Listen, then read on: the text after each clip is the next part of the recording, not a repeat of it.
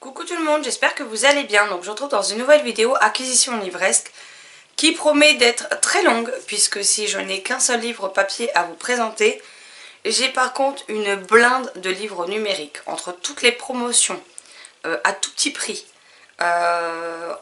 à prix moins cher en tout cas, les e-books qui m'ont été offerts soit sur le site confinement, enfin sur différents sites comme ça, ou que les maisons d'édition proposent gratuitement des albums par exemple sur leur site.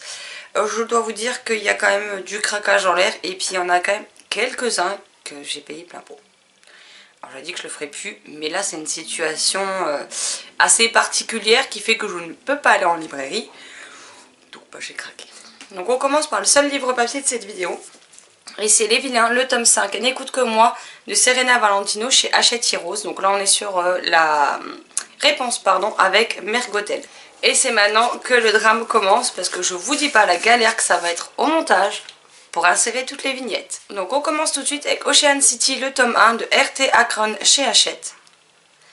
Ensuite, pour tous les prochains, tant que je ne vous dis plus rien, la maison d'édition est Noir d'Absinthe. Ils ont fait une promotion, je crois qu'elle est toujours en cours au moment où je vous tourne cette vidéo. Donc on est le... je vous dis ça tout de suite. On est le 5 avril. C'est en fait, vous pouvez avoir l'intégralité du catalogue plus un titre bonus pour le prix que vous voulez. En fait, c'est à partir de 1 € et vous mettez le prix que vous voulez, vous payez et après vous avez un lien pour télécharger tous les e-books d'un coup du coup. Oula, c'était bizarre cette phrase. Donc là, il y en avait déjà un paquet. On a Éternelle Odyssée de A.F. Lune. Marraine de Émilie Chevalier. Moreau, je ne sais plus ce que j'ai écrit. Tous les noms et les maisons d'édition et titres sont en barre d'infos dans tous les cas. Mojuncha, le tome 1 de Sarah Pintado. La saga des 9 mondes, donc je crois que c'est une intégrale de Pierre Ephrata. Ephratas, je ne sais pas comment ça se dit. La saga des mers grises, le tome 1 de Pierre Ephrata. Les chroniques de Mogis, toujours du même auteur. Ensuite on a Isulka la mageresse, le tome 1, puis le tome 2 de Morgan Stankiewicz. Alors, je suis désolée pour les prononciations. Immortel ad vitam de Cécile Pomereau. Vers de lierre de Louise Lebar, donc je l'avais déjà eu en service presse, mais pour le coup il était dans le pack, donc je l'ai de nouveau. Alors tous les titres du pack, soyons honnêtes, il y en a quelques-uns qui ne m'intéressent pas dans le tas. Maintenant, voilà, ils étaient dans le pack, j'ai pris le pack pour soutenir la maison d'édition, et puis tant pis pour les 2-3 qui restent, c'est pas grave. Sorcière de chair de Sarah Bushman. Aline de Axel Collot. Atnuachan de Cyrielle Bondura. Alors le titre en plus qu'on avait, c'est Le Prince sans sourire de Louise Lebar et Laurent Casugnol. Ensuite on a La Folie et l'Absinthe qui est un recueil de nouvelles, donc avec un collectif. Absinthe n'y touche, pareil. Après on a 3 titres de la même autrice, donc Comment bien raconter des histoires, Sextep et L'espion de la reine de Morgan Stankiewicz. Donc c'est ces 3-là en fait qui m'intéressent peut-être le moins. Parce que premièrement je ne raconte pas d'histoire, je n'écris pas. Et les 2 autres c'est de la romance avec de l'érotique et clairement c'est pas ce que je préfère. Donc, voilà. Ensuite on part dans d'autres maisons d'édition. Donc on a les éditions du Petit Caveau avec l'intégrale d'Oksana de Frédéric Livens. Un titre qui me fait envie depuis un petit moment, donc là qu'ils l'ont sorti en intégrale j'en ai profité.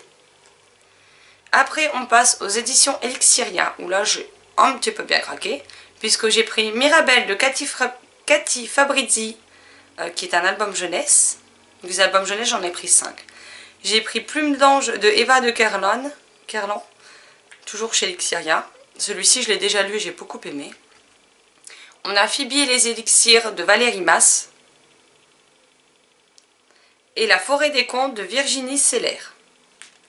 Les couvertures sont juste canon, si les illustrations à l'intérieur sont pareilles, je vais être juste ravie.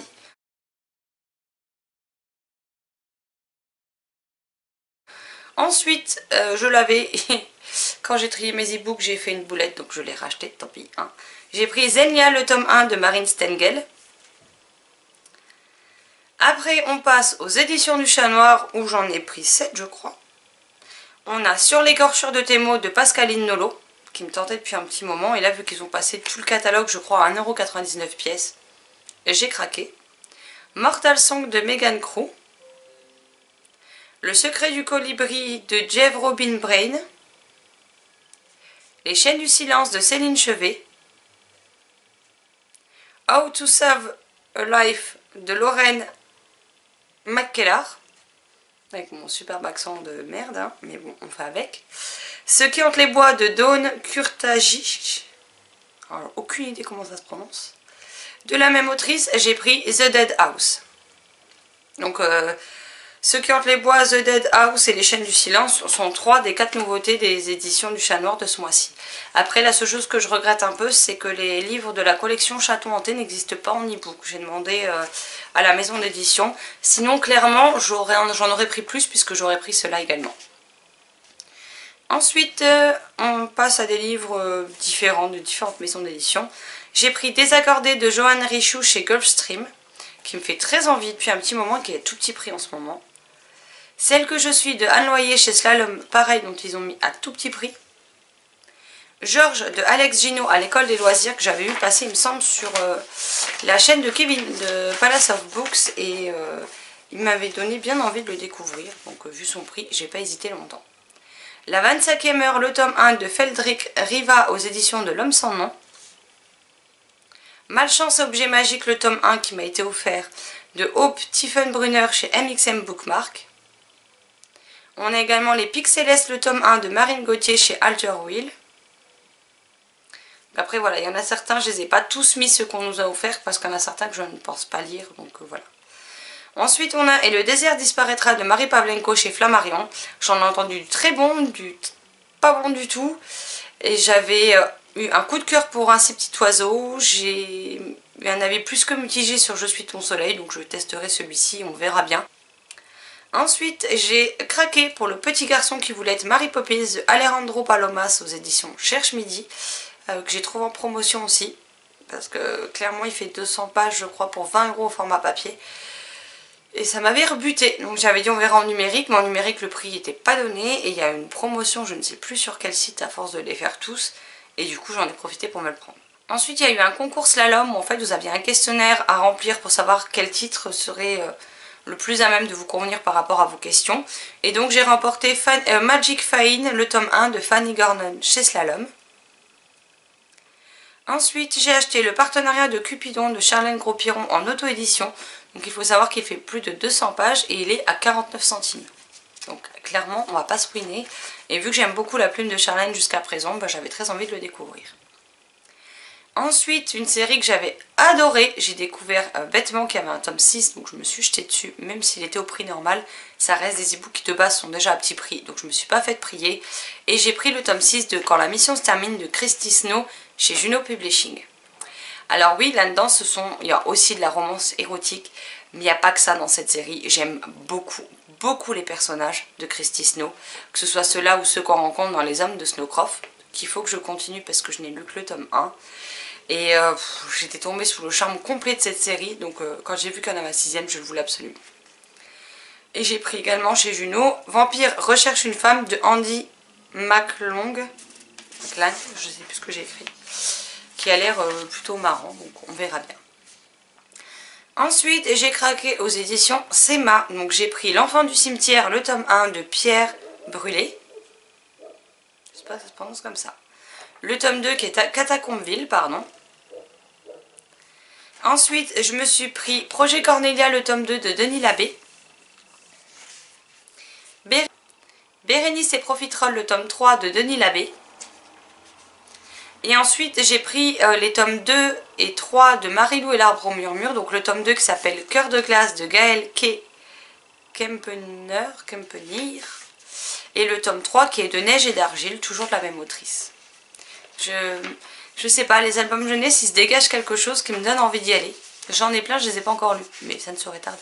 En plus, ils sont pas très longs, mais pas trop courts non plus, donc à voir. J'ai acheté Malamander, le tome 1 de Thomas Taylor chez Seuil Édition. La Forme de l'eau de Daniel Cross chez Brajlon, qui est actuellement en promotion pour les 20 ans de Brajlon.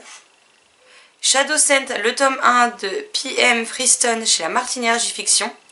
Pareil, qui est actuellement en promotion. Donc là, ça vaut le coup. Ils ont pas mal leurs titres à 4,99 €. J'ai ensuite pris la Team Sherlock, le tome 1 de Stéphane Tamaillon chez Seuil Édition. Violette Hurlevent de Paul Martin et JB Bourgeois chez Sarbacane. Le voyage de Fanny Benami chez Seuil, pardon. J'étais en train de chercher chez qui c'était. Qui me fait très envie et qui est une histoire vraie. Un automne à Madison de Hugo Châtel en auto-édition.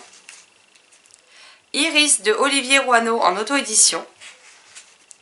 Et Rixona, le tome 1 de Jack Under chez Bouquelis.